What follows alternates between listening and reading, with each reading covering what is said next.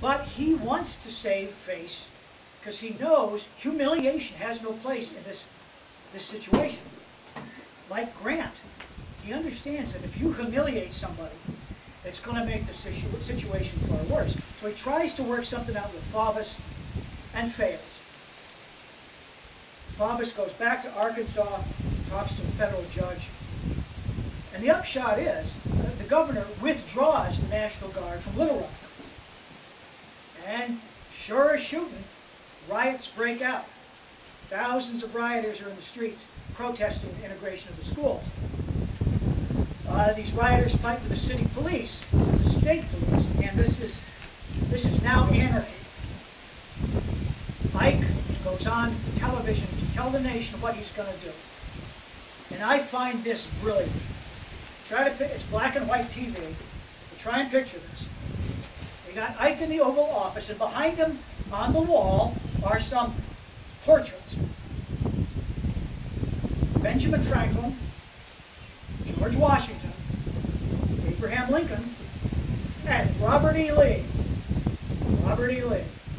Ike was trying to send a message. I respect you in the South and your traditions. I really do. I venerate Lee as much as Lincoln. I just love the visuals on that. Anyway, Ike signs an executive order nationalizing the Arkansas National Guard.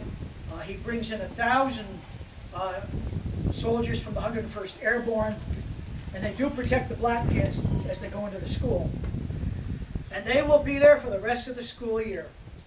The mobs will gather almost every day. There will not be any rioting, really, because of the firepower. The kids will go to school. Very few white kids will be there. But in the end, the first black graduates will emerge from the Little Rock High School. It'll be the next year. But this is something Ike did that we have forgotten. He said, this is really, really significant how he said this. He was criticized by a Georgia senator. The Georgia senator said of this action that Ike was applying tactics that must have been copied from the manual issued to the officers of Hitler's stormtroopers. To which Ike replied, when a state, by seeking to frustrate the orders of a federal court, encourages mobs of extremists to flout the orders of the court, and when a state refuses to utilize its police powers to protect against mobs persons who are peaceably exercising their constitutional rights, the oath of office of the president requires that he take action to give that protection. Failure to act in such a case would be tantamount to acquiescence in anarchy and dissolution of the Union. These are words right out of Ulysses S. Grant's mouth. Grant had to intervene in the South time and time again, and he always said, this is essentially, anarchy has come, and all I am doing is restoring law and order. And that was Ike's perspective as well. He also did not appreciate having his troopers compared to Hitler's stormtroopers. He had some pretty hard things to say against that man from Georgia. By the way, here's something that Grant and Ike were not alike.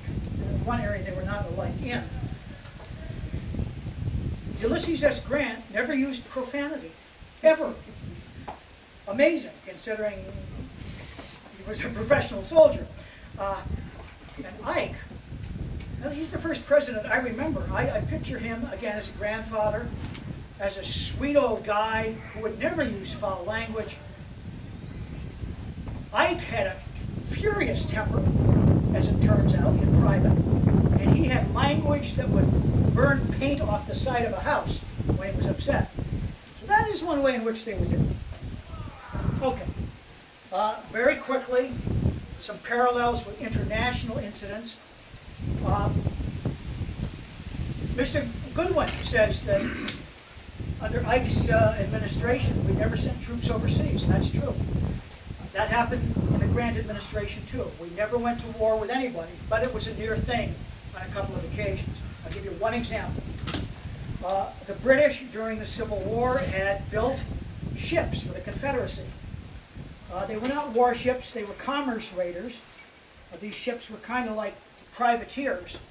They preyed on northern merchant vessels to undermine the Northern war effort that way. And they did millions of dollars worth of damage. So after the war, the North really wanted Britain to pay reparations. And the Brits said they wouldn't even consider it. So war fever began to break out here in America, in the North anyway, saying, damn it, they sided with the South. And they will not even talk about reparations. The only way to put Britain in its place was to go to war. And Grant said, no, we do not have to do that. He did something unprecedented. It had never been tried before. There was a new thing, had just been established, an international tribunal in Geneva, set up to settle international disputes. Grant talked the Brits into taking the case to Geneva and accepting binding arbitration. And as it worked out, we did great. The Geneva Tribunal said the British do owe the Americans a ton of money, and the British paid off. Here was a case where we might have gone to war, and Grant made sure we didn't. And there were other instances of this. There was a lot of folks in those days wanted us to become kind of an empire of our own, seize territory in the Caribbean and so forth. And Grant said, American citizenship is such a privilege. I will not force anybody to become an American at the point of a gun. That was pretty cool. Eisenhower on international affairs, again, he did not send foreign troops into foreign countries, but there were times when he was under a lot of pressure. And I'll give you one or two examples and let that be enough. World War II, the French had colonized what was called Indochina, Vietnam being part of Indochina. Japanese are defeated, the French come back, they want to reestablish their colony, and the Vietnamese who've been fighting the Japanese just turned around and started fighting the French. The French are starting to lose. And they turn to Eisenhower and they say, these Vietnamese who are fighting us, you know, they're communists, you know that. They're really bad people. And Ike listens to them, and finally the French are kind of pinned down at a place called Dien Bien Phu, which I can't pronounce. But they set up a garrison surrounded by high hills in the jungle. They didn't think the Vietnamese could haul cannon through the jungle, artillery, but they did. And it looks like their great citadel is about to fall and the Vietnamese are going to win. The French approach Ike. He refuses to send American troops to reestablish a colony. He's not going to do that. He's not a big fan of communism, but on the other hand, he doesn't like colonialism either. We were a colonial country. We fought to throw off our colonial status. He identifies with our revolutionary forefathers. The French say, okay, don't send American troops, but do this at least. You have something brand new in your arsenal called tactical nuclear weapons. They're not the Hiroshima-sized bombs, but you got these little bitty A-bombs that you can drop on the Vietnamese positions. Do that for us at least. Ike will not do it. So that was one of those moments where we might have been in another war. Ike was firmly against atomic weapons. He had opposed the bombing of Hiroshima and Nagasaki. He thought this was a game changer when it came to war. He was very leery of getting involved in small wars that could build up into nuclear exchanges between the great powers. He really hated nuclear weapons. I'll give you one more example and I'll sort of wrap it up here.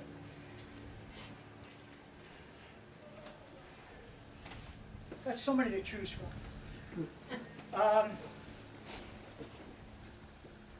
This is going to really surprise you. It just blew my mind when I came across this one.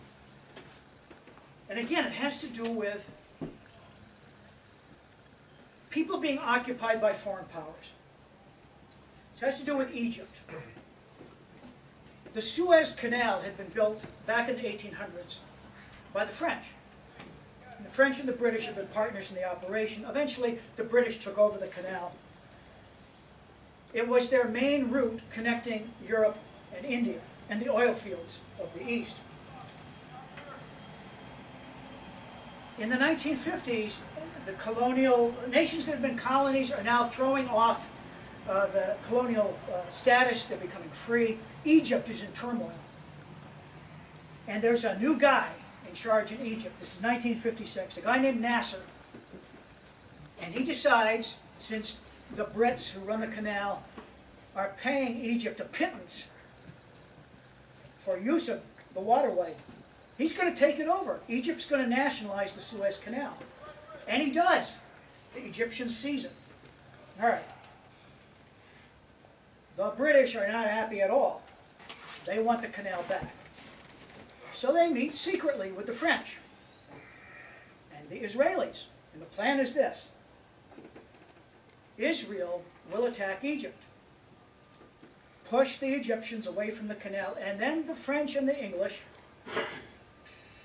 selflessly, to restore the rule of law, will intervene, push the Israelis away from the canal, and reassert control. They do not tell Washington what they're doing because they know Eisenhower is not going to like this. It's a big secret from Ike. The plan comes off. The Israelis push the Egyptians away from the canal. Turns out the canal is still blocked. It's full of ships the Egyptians have sunk. Can't be used. But the French and the English are about to move in and occupy it, and they do. And then the truth comes out, and Ike goes ballistic. Believe it or not, Ike sides with Nasser. He says, I understand what you Europeans are saying about economics, how the canal is important to you, but I also understand the humiliation the Egyptians feel. You took their territory for nickels and dimes 100 years ago. They want to reassert. They want to show their dignity, their pride. I understand that too. He sides with Nasser against his old allies. The British will not leave, and then Ike increases the pressure. He begins a boycott. Well, let me put it this way. We have a lot of oil here that's been going to Britain too. We don't send any. No oil can get through the canal because the canal is blocked. There's suddenly an oil crisis in England. And then he starts messing with the pound sterling, putting economic pressure on them. Finally, the British cave. And they say, all right, we and the French will leave. We'll give the canal back to the Egyptians. And they do. This is 1956. And I tell this story because one of the things about Ike that was never really discussed as I was growing up was his real respect for the concept of nationalism. He had met Marshal Zhukov, the head of the Soviet army during World War II. Yeah, Zhukov was a commie, but he was also a guy from a small town, a farmer, like Ike had been in Kansas. And they related as ordinary small-town men and patriots. Ike could see that Zhukov was, yeah, he was a commie, but he was fighting the Germans because, God damn it, the Germans had invaded Russia. He was a Russian patriot. And Ike understood that around the world, the Egyptians love Egypt, the Vietnamese love Vietnam, the Americans love America, the Brits love Britain. We have to respect this feeling because it's actually one of the best qualities in human beings everywhere, the love of country.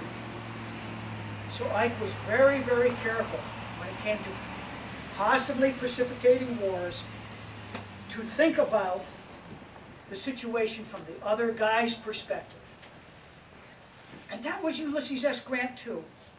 Though the South came to believe that he hated and despised them, he didn't. His wife was a Southern belle. Right after the war, Grant had toured the South, and he had written back to President Johnson, "The South is on its knees. We must not harm these people anymore. They have been hurt enough." He said their cause was wrong, but I understand what moved them. Both these men, Grant and Eisenhower, were much deeper spiritually than you might believe. And that's one of the things I learned from first looking at Mr. Corder's book, and it's one, I'm telling you, it's one of the great joys of reading history, discovering things like this. So, you may think you know it all about a certain period of history. Find another book, find another author, keep reading. You're going to have great fun, I assure you. Thank you.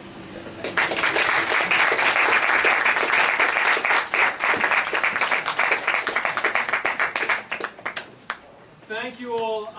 Just a reminder, we can't get everybody in on an initial tour, so I'm going to take a group down on a walk to the Overlook, which is worth seeing in itself, has all sorts of historical interest, and I'll be getting that underway in about 2 minutes from in front of the house.